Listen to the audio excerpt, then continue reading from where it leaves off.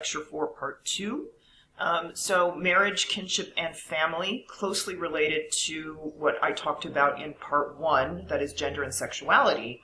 So really what we're doing in this lecture is starting from what we talked about in the first part, which is the ways that particular identities are enacted, again, around those questions of gender and sexuality, and tying that to the social forms, particularly our closest social relationships, what we tend to refer to as family. So how do ideas about gender and sexuality manifest in how we relate to other people and into the social units that we form? So that's where we will pick up for this part 2 of Lecture 4. Okay, so let's start with a bit of an overview on some of the big themes that I want you to think about for this set of topics. So marriage is something that, at least in the U.S., we have a tendency to think about in terms of things like romantic emotions, right? And that is certainly a part of what marriage is. But I think from an anthropological level and when we want to think more broadly and cross-culturally about marriage, what it really is a social institution that confers both rights and responsibilities. And those rights and responsibilities connect to various aspects of daily life, right? So it's not just about love and affection and all of those things. It's also about things like labor, right? Like who is going to do what kinds of work and toward whose benefit. Things like wealth and possessions. Power, right? Both in terms of gender dynamics and more broadly in terms of sort of family dynamics and lineages, which we'll talk about in a second, and concepts of relatedness, right? So marriage is both about the relationship between the marriage partners, but it also confers a sense of relatedness on a lot of other people. For example, the family members related to those marriage partners, and certainly any children that derive from that marriage. So we'll talk through some of those issues in this lecture. Kinship is a broader term that anthropologists and others use to think about the various forms that human relatedness take, right? So it's certainly about something that we would call family, but it's somewhat broader than that, right? And in fact, the idea of being related to other people as kin can take a few different routes, as your book, for example, mentions. So one is the idea that you're related to some people by blood. That's usually the metaphor that people use, right? A blood relation. And those are the people who you have a sort of a connection to through biological reproduction, if you will, right? You're also related to people through marriage, right? So you don't understand yourself to have the same quote-unquote blood, but you certainly consider them to be part of your kin network. And then finally, there's also kin by choice, right? So although we may think of blood relations and marriage relations as the sort of more traditional or more broadly recognized sources of kinship, there are also plenty of families that are families of choice, right? Where you decide to create kin relations with others based on all kinds of different affinities that you may recognize among yourselves. Now, within marriage and within kinship networks, within families, there's various roles and statuses that people take relative to one another. And those roles and statuses vary a lot cross-culturally, as you've been reading about in the stuff you read for this week. So one way to think about how those roles and statuses sort of function within families is, and you can reflect on this in your own lives, is sort of who's the most important relative, by which I mean who is the person related to you who sort of has the biggest impact on you, or who is the person that everybody goes to, or is the person who makes a lot of the decisions, or however else you want to think about it. So depending on the context, that person could be the mother, the father. In some cases, an uncle can be extremely important, right? So that's one part of it. The other part of thinking about roles and statuses within families is to think about how how related you are to the other people in your family network, which I know may sound a little bit odd right now, but we'll talk about this further when we talk about descent. There are plenty of kin systems where people understand themselves to be basically more related to some parts of their kin network than others, right? So, for example, are you more related or more closely related or more importantly related, for example, to your father's side of the family versus your mother's side of the family, right? Or are you more or less related to people who are one generation from you or two generations from you or three generations from you, or are you equally related to all of them, right? These are some of the variations we see when we look cross-culturally at families and kinship. Okay, now we're going to dig into marriage a little bit more. Marriage, if you remember way back to our first lecture, is something that we can consider pretty much or almost a sort of human universal, in the sense that we find some form of marriage in the vast majority of places. Although, of course, you are going to look at an exception to that in this week's materials. So we know that that kind of an institution that is what is considered to be an enduring bond among people that forms the basis for both social and biological reproduction, right? That's basically what marriage is, and that confers rights and responsibilities on the people who enter into that union. That exists in most places, but it takes an enormous number of forms. It's incredibly variable, and it varies in a number of different ways, okay? So the first sort of more obvious one is that the number of partners or the number of people one can be married to at the same time varies, right? The standard, and certainly the legal expectation in a country like the United States, is monogamy, which means you're married to one person. Now, to be more accurate, I think it's more what people actually do to call the U.S. form of marriage something like serial monogamy, right? So people are only married to one person at a time, but it is quite common for people to have multiple partners over the course of a lifetime, right? So monogamy, we would see basically two partners, right? Each person is only married to one other person. There are plenty of places in the world, it's very common worldwide for people to be married to more than one person at the same time, right? And there's two variations on this. As you can see, I put in these little corny graphics just to help you visualize it, but clearly, you know, it's a little silly and very ethnocentric, since the wedding garb that is showed in this top image is very specific to certain places in the world. Most people don't dress like that when they get married, but okay, it's what we've got. So polygamy is the broader category of marriages that involve more than two people. Polygyny being a circumstance in which one man is married to more than one woman, and polyandry being a circumstance in which one woman is married to more than one man. The latter, polyandry, is fairly rare, but there are places in the world where that is practiced. For example, there are parts of Tibet and Nepal where it is a common marriage form for one woman to marry a set of brothers, right, to have multiple husbands. Polygyny, one man having more than one wife, is quite common in many places in the world. We also see, of course, variations in the gender of the partners.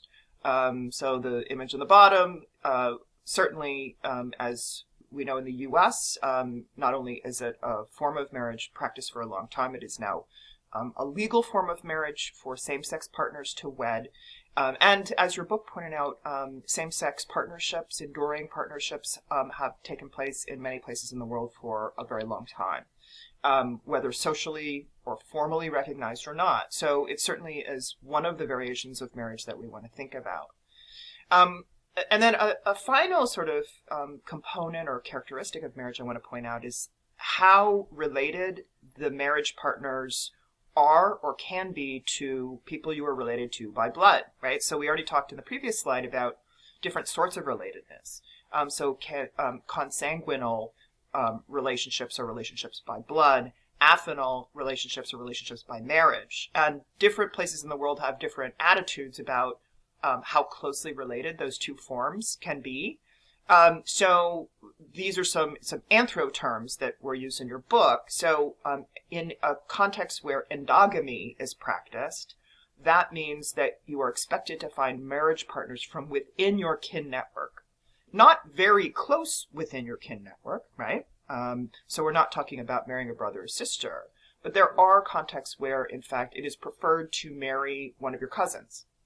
Exogamy, on the other hand, is the privileging of marrying outside, right? So in that context, it's expected, preferred, or required that you are going to find marriage partners from outside your kin group. And again, different societies sort of set up different boundaries for what counts as inside and what counts as outside, right? Like how distant from you does someone need to be considered a viable marriage partner? There are, again, culturally variable expectations around all that stuff.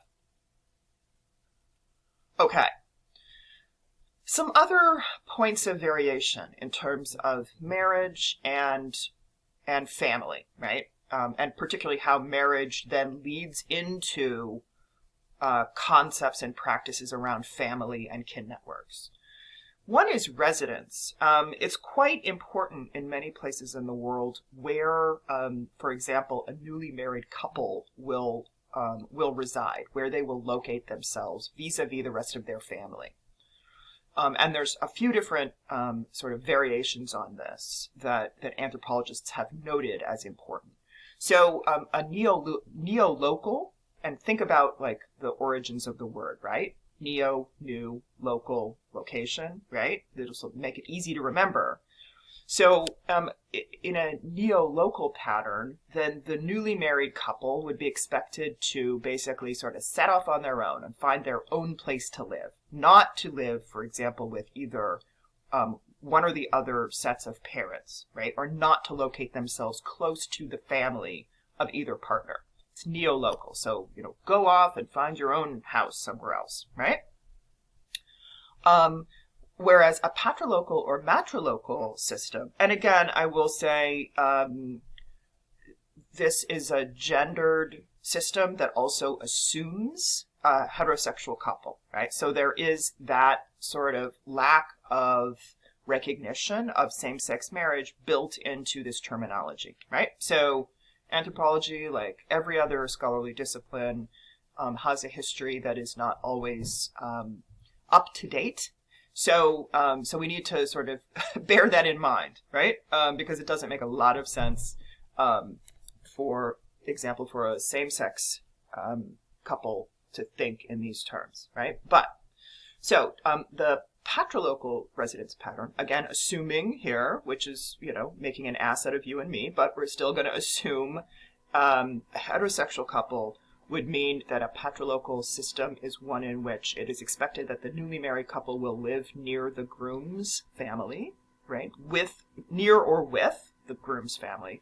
Matrilocal, the couple would live near or with the bride's or the woman's family, okay?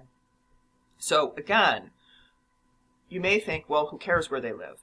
Part of the issue here is what we're starting to see is, again, marriage and kinship are not just about the romantic partnership between these two people. It's also about how it feeds into broader systems, broader social systems.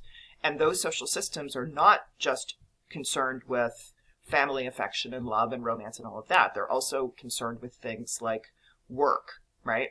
So depending on which kind of residence system, it's also basically where that new partner is going to invest their resource as a human being, meaning their ability to add wealth to the family, their ability to participate in work, to contribute labor, to contribute children, all of those things, right? So that's why residence becomes important. It's also about how the new addition to a family in the form of a new marriage partner is understood to contribute to the growth of an existing family line, okay? In many places in the world, marriage is not just a social exchange, it's also a financial exchange, by which I mean that there is some passage of goods or wealth between families, the families of the new partners. This is not uncommon even, I mean, if you've ever gone to any kind of marriage in the United States, you know there's lots of gift giving involved, right? So this is a fairly common thing across the world, that marriage also includes some kind of exchange of material possessions. In some places it takes different forms than others, though, right? So in some places there's an expectation that everybody gives gifts to the couple. In other places there's a gift that passes from one family to the other. So bride wealth and dowry are two common forms of that. Bride wealth being where the groom's family would provide a gift or some kind of wealth or money or possessions to the bride's family, and dowry where the bride's family would provide that kind of exchange of wealth toward the groom's family, right? So again, the idea that the moving around of these families, right? When one marriage partner is going to basically leave their natal family and get added to their family by marriage, there's often a sort of sense of exchange, right? Like a person is going from one social group to another and something else is coming back, something else like wealth. So again, this is just to underline that marriage, family, all this stuff, it's about a bunch of different things attached to daily life. Now, one of the most interesting elements of thinking about marriage, kinship, and family is thinking about ideas about descent. That is the creation of basically family lineages, right? If you've ever, for example, done a family tree about your own family, right, which is a pretty common thing you do even like, in elementary school, and it's gotten a lot more popular in recent years with these sites like Ancestry.com and all those sort of online genealogy sites. If you've ever done those, you know that that's exactly what this is about, right? It's not only knowing who is in your family tree, but using the family tree as sort of the basis for understanding things like what your identity is, right? Which family or which part of the family do you quote unquote belong to? And this is also the basis for things like inheritance, right? So how does wealth pass from one generation to the next? What is the direction that wealth flows, right? It's common for older generations to bequeath some of their possessions and wealth and whatever to the younger generations. But that doesn't follow the same path everywhere. And the path it follows is often based on a concept of descent, okay? So I want to talk about a few variations on descent, forms of descent. Bilateral, patrilineal, and matrilineal, okay? Patrilineal and matrilineal forms of descent are what we call a unilineal sort of descent. So uni meaning one, right? So in a patrilineal or matrilineal system, descent flows down basically one side of the family, either the father's side or the mother's side. A bilateral system is one where there is equal relatedness on both sides, right? By, two. So, for example, right, if we look at, and these little charts, I hope they didn't confuse you too much when you saw them in your reading. Anthropologists love these little charts, okay? This is how, since the very beginning of the field of anthropology, more than 100 years ago, anthropologists have been really fascinated with families and relatedness and kin and all this stuff. And so to keep track of that, anthropologists developed this sort of system for notating it. And it's really just a way to chart how people are related in a way that allows you to see it, right? Like if you wrote a big story about it, it would be much harder to sort of visualize what families look like. So this is just, that system. So before I get into bilateral descent, let me just make sure that people understand. So again, you probably had to make one of these in grade school, so you may already know what I'm talking about. So a couple things you need to understand just to understand this chart. One is female is represented by the circle, male is represented by a triangle, right? So every time you see a circle, that's a woman. Every time you see a triangle, that's a man, okay? The little equal sign, that's marriage, okay? So anytime you see that, you see people getting married, right? The up and down lines, like the levels, indicate generations, right? So these folks down here are the children, right, or the offspring of this generation. And this is the previous generation, right? So it goes down in time. So the closest to the present is down here. Ego is the person from whose perspective the chart is being created. So for example, if you had to do one of those, family trees of yourself, either in grade school or wherever, you are ego, the person creating the chart. You are sort of the beginning for this. And what you're trying to chart is how are various people related to this individual ego, okay? So that's the sort of basics of how this works. So back to bilateral descent, right? Bi, to, means that in this kind of a kinship system, ego is equally related to both sides of the family, right? You see that everything is sort of blacked in. That is demonstrating that this is sort of an equally related set of individuals. So ego is not any more related to his or her mother or father, or this grandmother or this grandmother, right? That there's equal relatedness. So it's bilateral. Descent flows down both sides. Now, as I said, there are also unilineal descent systems. That's where, again, there's only one side. And there's two versions of that, patrilineal and matrilineal, right? And again, remember, like, these terms, think about the sort of origins of those pieces of the word, right? Patri, father, matri, mother, right? So patrilineal descent is one where descent, meaning your identity, your belonging in a family, your potential for inheritance, right, flows down the male line. So from the father to his children, okay? Now, and again, that is what this chart is showing. So here's father, right? Say father and mother, this is a married couple. Father, his descendants, so to speak, are his children, right? But then notice what happens in the third generation here. It goes again through the male line, all right? And the reason for that is because this is a system where men, the males, stay within the patrilineage, and the females, for example, the daughters and the sisters, marry out into somebody else's patrilineage. So what you effectively have is a passage of descent from father to son to father to son to father to son, okay?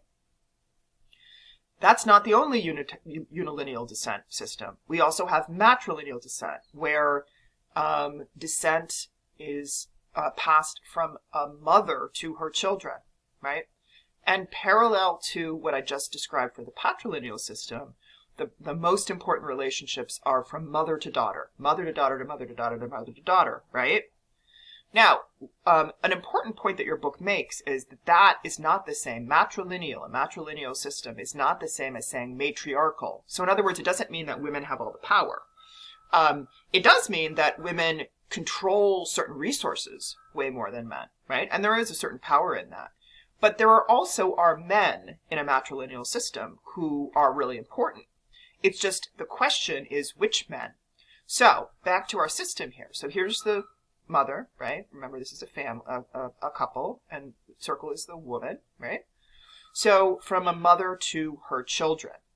But as you see, just like the sort of flip side of the patrilineal system I just showed you, the girls, the daughters, are the ones who remain in the matrilineage.